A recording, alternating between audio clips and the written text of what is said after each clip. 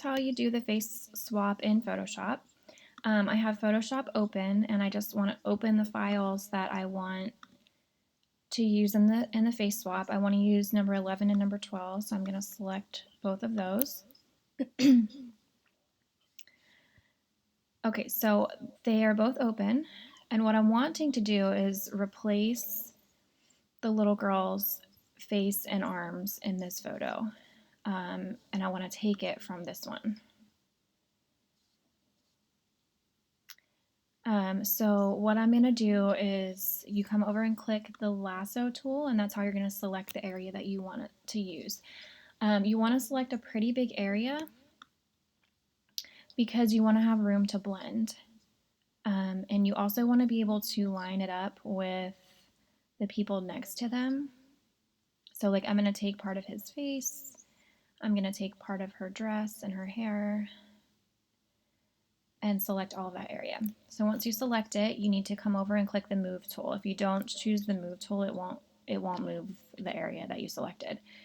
So choose the move tool, and then with that selected, you can click and hold and drag it up, and you're just going to keep holding, and then when you let go, it will drop it into this photo. So I think there's a way that you can like anchor the noses to get the photos in the right position, but sometimes I'm not sure how to do that, first of all, but sometimes it doesn't work very well because her face isn't necessarily going to be in the same spot in this photo, unless I were just replacing like just her face. But if you're replacing more than that, you want to have a bigger area so you can align it.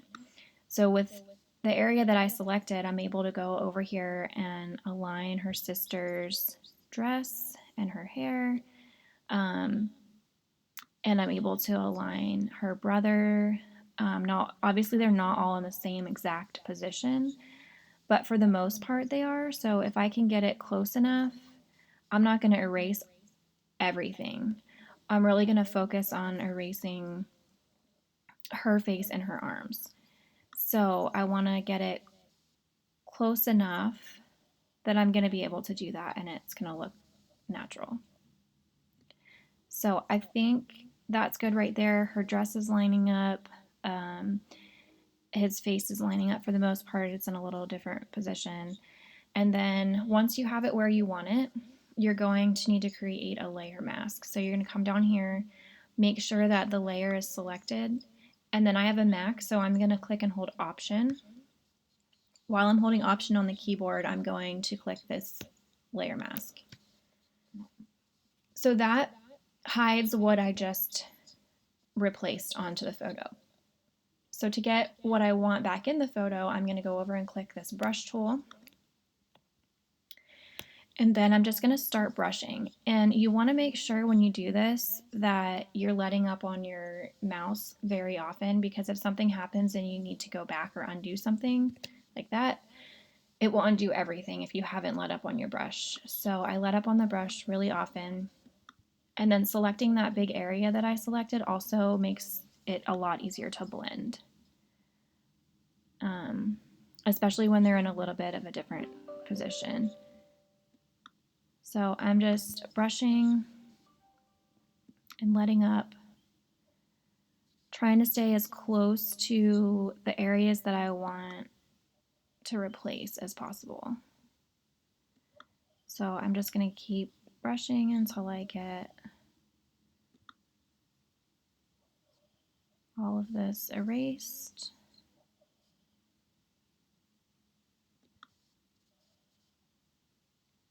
And if you find that something's not aligning right or you need to adjust something,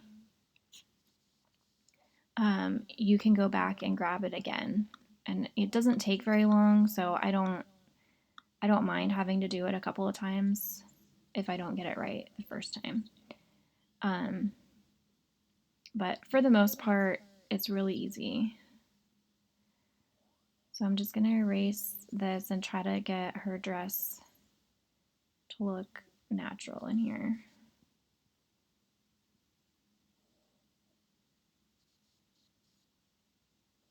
And I did grab her legs and everything too, so if I need to, I can come down here.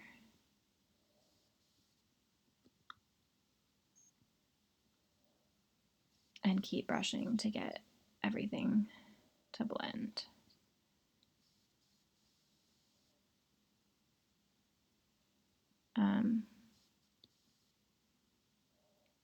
Here we go. All right.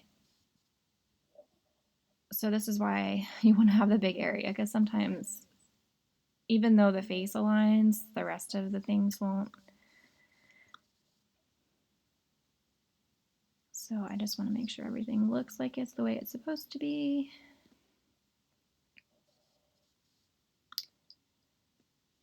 All right.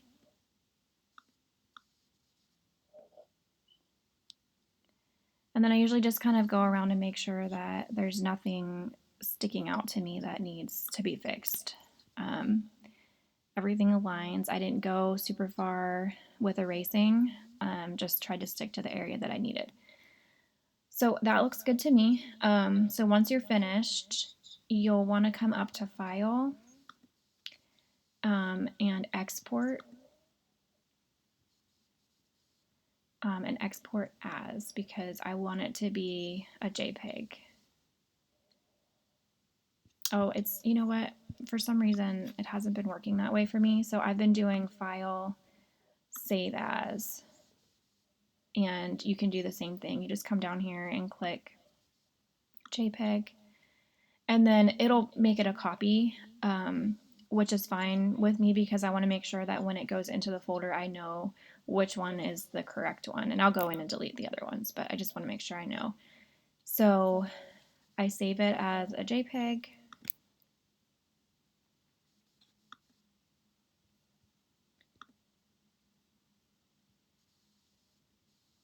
And then that's it. So when I go into my folder, I have the correct photo right here. So I hope that helps. Let me know if you have any questions.